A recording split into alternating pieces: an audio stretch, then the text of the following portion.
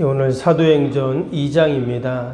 오늘 2장은 교회사적으로 아주 중요한 그런 내용이 담겨 있는데요. 이 땅에 어떻게 교회가 시작되었는가 하는 말씀과 함께 우리가 1장 8절에서 주님의 지상명령이 나왔는데 바로 그것이 예루살렘과 유대와 사마리아 땅끝까지 어떻게 그 지상명령이 이제 확장해 나갈 수 있는가, 그 이유와 원인을 오늘 2장에 기록을 하고 있습니다.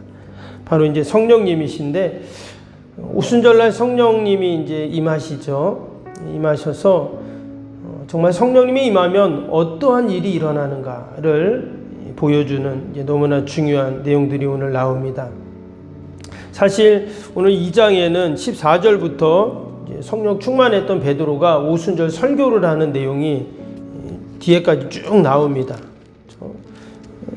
그래서 결국 그 성령님이 어떻게 이제 임하시고 또 성령님이 역사하시고 하는 것들을 이제 보여주고 마지막에 바로 이제 초대교회 공동체 성령 충만했던 초대교회 모습들을 이제 또 이제 소개를 하는데, 우리가 1장에서 그런 말씀을 드렸어요. 사도행전을 다른 말로 하면 성령행전이다 이런 말씀을 드렸죠. 그래서 성령님이 임하시면 어떠한 일이 일어나고 또 성령 충만 받은 사람들은 어떻게 살아야 하는가를 기록한 책이 사도행전이라 했죠. 여러분, 기독교가 타 종교와 다른 것이 있는데 그 중에 하나가 뭐죠? 바로 이 성령님의 존재, 성령님의 역사입니다. 여러분, 종종 이 성령에 대해서 오해하는 성도님들이 있어요. 뭐냐면, 여러분, 성령이니까 어때요? 영적인 존재잖아요. 그래서 우리의 지식이나 또 경험이나 이성으로는 이 성령님을 다 이해한다는 것은 무리가 있습니다. 영이시니까 보이는 물체가 아니잖아요. 그래서 오늘 말씀에도 보면 그 오순절날 마가의 다락방에 성령님이 임하니까 이제 그곳 사람들이 방언을 했잖아요. 그 성령이 임하니까 4절 한번 볼까요? 4절 보면 그들이 다 성령의 충만함을 받고 성령이 말하게 하심을 따라 다른 언어들로 말하기를 시작하니라. 이 성령이 임하니까 성령님이 말하게 했다는 거예요. 근데 이제 그 모습을 보고 사람들이 어떻게 했는가? 처음에는 놀래죠. 또 신기해합니다. 그리고 당황하고 13절에 보면 뭐라 그랬냐면 또 어떤 이들은 조롱하여 이르되 그들이 세술에 취하였다 하더라. 그러니까 성령 충만 받아서 성령의 말하게 하심을 통해 말했는데 이 사람들은 술 취했다 이렇게 보는 거예요. 왜 그럴까요? 성령님을 이해하지 못하니까. 인간의 지식으로는, 우리의 육신적인 눈으로는, 귀로는 그 성령님이 하시는 말씀, 성령님의 역사를 도무지 이해할 수가 없었습니다. 근데 뒤에 보면 그 요엘 선지자가 했던 말이 나오죠. 하나님의 영이 임하면 남종이나 여종이나 뭐 어떤 사람이든지 예언하고 환상을 보고 꿈을 꾸고 장차 있을 징조를 말하고 하나님의 구원의 역사를 경험한다 하는 그런 성령의 역사들에 대해서 쭉 이야기를 합니다. 근데 사람들이 그것을 이해를 못하는 거예요. 믿지 못하는 겁니다. 그러니까 막 술 취했지 않냐 하면서 조롱을 하는 그런 모습이 나오죠. 근데 여러분, 이것은 비단 믿지 않는 사람들 뿐만 아니라 우리 믿는 사람들도 마찬가지입니다. 여러분, 주님이 성령님이 임할 거라고 약속을 하셨습니다. 그리고 이제 임하셨는데, 여러분, 그 성령님은 지금도 동일하게 우리의 마음의 문을 똑똑똑 놓고 하세요. 그래서 우리가 여러분 마음의 문을 활짝 열고 그 성령님을 인정하고 또 성령님을 내 마음에 모시면 여러분 성령님이 우리 안에서 거하시면서 말씀처럼 그가 내 안에 내가 그 안에 거하면서 우리의 삶이 늘 성령으로 충만하게 될 줄로 믿습니다. 그래서 우리 성도의 삶의 승패는 그거예요. 성령님을 인정하는가 인정하지 않는가, 성령님을 의지하는가 의지하지 않는가, 이거에 따라서 우리의 삶이 완전히 달라지게 되는 거죠. 오늘 이 성령님이 임했을 때 그 사도들, 그곳에 있던 사람들이 완전히 변화됩니다. 그 대표적인 모습이 이제 이 베드로의 모습이거든요. 베드로가 지금 설교하고 또 성령의 역사를 인정하고 나아가니까 어떻게 했다 그랬어요? 3,000명이 그날 회개하고 세례받고 주님께 돌아오는 그런 역사가 일어나고, 또 이후로 나오는 내용 보면 성령 충만 받은 그 초대교회 성도들의 모습을 쭉 설명을 하고 있죠. 여러분, 오늘도 저와 여러분들이 오직 성령님 의지하고 또 우리가 성령 충만해야 할 줄로 믿습니다. 여러분, 여기 나오는 이 120명은 어떤 사람들입니까? 그 마가의 다락방에 있던 사람들은 이전에 예수님이 십자가에 달리실 때 다 도망가고 숨었던 사람들이에요. 제자들도 마찬가지죠. 그런 사람들이 어떻게 다시 세상 밖으로 나와가지고 담대하게 예수님을 외칠 수 있었을까? 이게 바로 성령님이 오셨다는 증거이고 성령이 임했다는 증거예요. 오늘 성령님이 임하니까 어떤 일이 일어났습니까? 오늘 42절 한번 볼까요? 42절 보면 그들이 사도의 가르침을 받아 서로 교제하고 떡을 떼며 오로지 기도하기를 힘쓰니라. 여기 보면 사도는 제자들을 말하죠. 근데 그들이 어떻게 했냐? 가르치는 일을 하게 돼요. 이전에는 가르치지 않았죠? 이전에는 누가 가르쳤어요? 예수님이 가르쳤잖아요. 그런데 이제 성령님이 임하니까 사도들이 가르치고, 또 사람들은 그 사도들의 가르침을 받고, 그러면 뭘 가르쳤을까? 말씀을 가르쳤겠죠. 그래서 여러분, 성령님이 임하게 되면 어떤 일이 생겨요? 말씀을 전하고 말씀을 듣는 그런 일이 생기는 거예요. 성령님은 진리의 영이시기 때문에 늘 말씀을 전하고 말씀을 듣게 하십니다. 또 우리가 말씀을 듣는 것도 마찬가지예요. 그냥 단순히 내가 말씀을 읽고 듣는 게 아니라, 여러분, 성령님이 다 이렇게 우리에게 조명해 주신다 하죠. 말씀을 깨닫게 하시고, 또 말씀을 믿게 하시고, 또 여러분 말씀을 사모하게 하시고, 이 모든 게 뭐냐? 다 성령님의 역사입니다. 여러분, 길 가는 사람에게 하나님 말씀 전해보세요. 어때요? 뭐 하는 거야? 그러잖아요. 그렇죠? 근데 우리는 내가 말씀을 읽고 말씀을 듣는 게 어떻습니까? 혹시 지겨운 분은 안 계시죠? 말씀이 너무 좋아요. 성경에도 보니까 마치 송이꿀처럼 달다 그랬어요. 시편 기자가.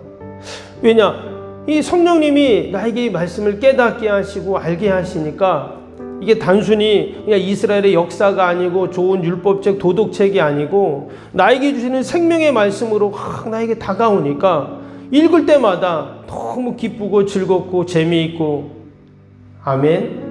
예.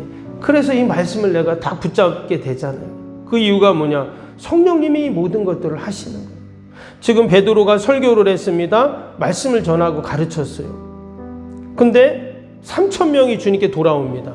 오늘 41절에 그 말씀이 나오죠. 그 말을 받은 사람들은 세례를 받음에 이날에 신도의 수가 3,000명이나 더하더라.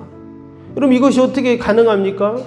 베드로는 당시 어부였고 무슨 서기관이나 율법학자나 이런 사람이 아니에요. 그런데 그의 말을 듣고 무려 3,000명이 회개하고 주님께 돌아왔다는 거예요. 성령님의 역사죠. 여러분, 우리가 오늘도 하루를 살아갈 때 우리가 오직 의지할 분은 누구입니까? 여러분, 성령님이신 줄로 믿습니다. 성령님을 의지해야 결국은 성령님의 역사가 일어나게 되는 거죠. 또 오늘 42절에 다시 한번 보면 그들이 사도의 가르침을 받아 서로 교제하고 떡을 떼며 오로지 기도에 힘쓰니라. 마가의 다락방에서 제자들이, 사도들이, 성도들이 열심히 기도했어요. 그때 성령님이 임했습니다. 그런데 여기는 또 뭐라 그랬냐면 성령님이 임하니까 오로지 또 기도에 힘썼다, 이렇게 나와요. 여러분, 우리가 성령님 의지하게 되면 우리 안에 그 기도에 대한 열정, 기도에 대한 사모함들이 또 생기는 거예요. 그럼 기도만 하고 끝나는 게 아니죠. 43절 보세요. 사람들이 두려워하는데 사도들로 말미암아 기사와 표적이 많이 나타났다 그랬어요. 기도하니까 또 어떤 일이 일어나냐? 막 기사와 표적들이 막 일어나는 거예요. 그래서 여러분 성령님, 또 기도, 또 하나님의 역사, 기사와 표적은 이게 분리되지 않아요. 다 연결됩니다. 여러분 가만히 있다가 하나님의 어떤 역사와 기사와 표적이 나타날까요? 그렇지 않죠. 성령님 의지하고 우리가 열심히 기도하고, 여기는 오로지라고 했는데 열심히 기도했다는 말이죠. 열심히 기도하고, 그러니 이런 기사와 표적들도 나타나게 되는 겁니다. 그 기사와 표적 가운데 또 이런 일도 있죠. 44절 45절 믿는 사람이 다 함께 있어 모든 물건을 서로 통용하고 또 재산과 소유를 팔아 각 사람의 필요를 따라 나눠주며. 우리가 기사와 표적이라고 하니까 어떤 기적들만을 생각할 수 있는데, 여러분 여기 보면 사람들이 서로 물건을 나눠주고 필요에 따라 나눠주고 서로 통용하고, 그러면 이게 기사와 표적이에요. 왜냐? 여러분 당시에는 어때요? 다 살기 힘든 때잖아요. 로마의 그 지배 가운데 또 그들의 횡포와 세금을 그렇게 그냥 걷어들이고, 또 당시에 지도자들이 부패하고 나살기도 힘든 그런 때, 이 가난한 사람들은 먹을 것이 없어서 다 고통당하고 이제 그런 때였거든요. 이럴 때 사람들이 서로 있는 사람들은 가져와서 나눠주고 또 통용하고 뭐 이러니까 이게 바로 기사와 표적이죠. 근데 이 모든 일이 어떻게 일어났냐? 성령님이 임하고 또 그들이 기도하고 함께 마음을 모으니까 여러분 이러한 역사들이 일어났어요.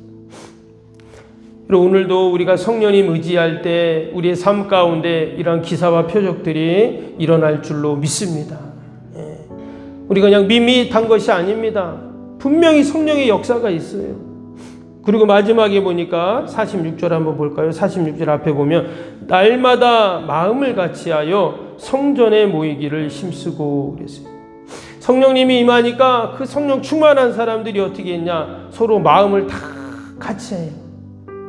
막 그냥 다 뿔뿔이 흩어지고 숨어있고 만나지 않고 말 안 하고 막 이랬는데, 성령님이 임하니까 마음을 다 같이 해가지고 어떻게 했어요? 성전에 모이기를 힘썼다 그랬어요. 기도만 힘쓴 게 아니라 어떻게 해요? 성전에 막 모여가지고 그들이 서로 기도하고 또 전도하고 또 기사와 표적들이 일어나고 이런 일들이 계속 일어나는 거죠. 그래서 폭발적인 초대교회 부흥이 이제 일어나게 됩니다. 이 모든 일들이 성령님과 관련이 있어요. 오늘도 여러분 우리가 이 새벽 기도할 때 우리가 성령님 의지하고 함께 기도할 수 있기를 바랍니다. 성령님이 반드시 우리의 문제를 해결해 주시고 성령의 역사가 반드시 있는 줄로 믿습니다. 우리 오늘도 주신 말씀 생각하면서 함께 주일기도 함께 기도하도록 하겠습니다. 주일기도입니다. 하나님과의 친밀함이 더욱 넘치며 주님의 뜻을 통찰하게 하옵소서. 아멘. 건축이 진행되는 동안 날마다 샘솟는 하늘의 은혜로 채워 주옵소서. 아멘. 영역과 리더십 건강을 더하사 교회 건축을 은혜롭게 섬기게 하옵소서. 아멘. 신령한 생명의 양식을 공급함으로 성도들의 영혼이 부흥하게 하옵소서. 아멘. 건축을 위하여 맡겨진 소임을 더욱 충성스럽게 감당하게 하옵소서. 아멘. 영적으로 충만하여 하나님의 은혜가 날마다 샘솟듯 넘쳐나게 하옵소서. 아멘. 앞장서서 섬기시는 장로님들의 가정과 자녀와 사업에 복을 더하여 주옵소서. 아멘. 모든 중직자들이 마음을 모으고 정성을 모아 성전을 짓게 하옵소서. 아멘. 건축위원장과 건축위원들에게 지혜와 지식의 영으로 충만케 하옵소서. 아멘. 하나님의 마음을 알고 하나님의 영광에 합당한 성전으로 세우게 하옵소서. 아멘. 모든 성도들이 건축위원이라는 주인의식을 가지고 기도에 힘쓰게 하옵소서. 아멘. 구역원들이 말씀의 꼴을 풍성히 먹도록 먼저 은혜를 경험하게 하옵소서. 아멘. 교회의 영광을 위해 맡겨진 사명을 기도함으로 감당하게 하옵소서. 아멘. 평신도 지도자들이 굳은 일이나 힘든 일에 앞장서 섬기게 하옵소서. 아멘. 한마음으로 주님의 비전을 보게 하시고 믿음으로 승리케 하옵소서. 아멘. 예수님의 이름으로 기도합니다. 아멘.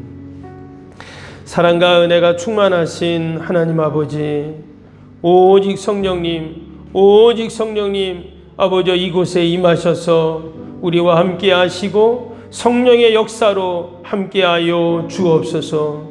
오순절날 마가의 다락방에 임했던 그 성령님이 우리 석병교회에 임하고 우리의 가정에 임하고 아버지 우리의 삶 가운데 임하시는 줄로 믿습니다.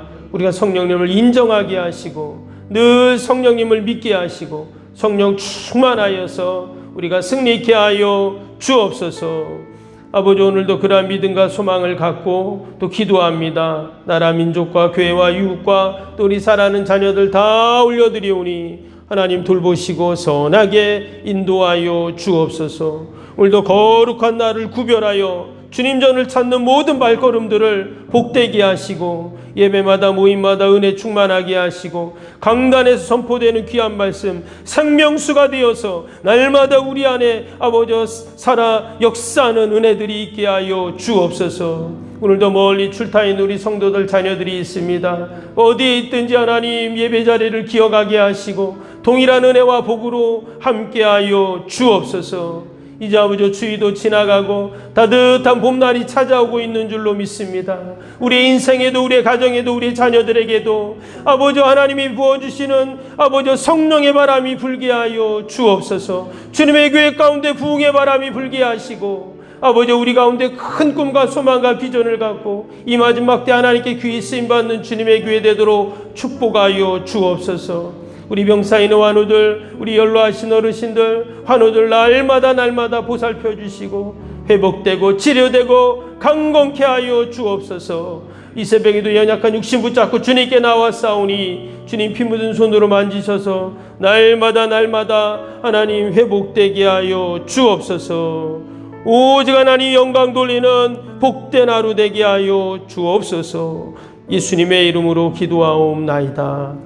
아멘. 하늘에 계신 우리 아버지의 이름을 거룩하게 하시며 아버지의 나라가 오게 하시며 아버지의 뜻이 하늘에서와 같이 땅에서도 이루어지게 하소서. 오늘 우리에게 일용할 양식을 주시고 우리가 우리에게 잘못한 사람을 용서하여 준 것 같이 우리 죄를 용서하여 주시고 우리를 시험에 빠지지 않게 하시고 악에서 구하소서. 나라와 권능과 영광이 영원히 아버지의 것입니다. 아멘.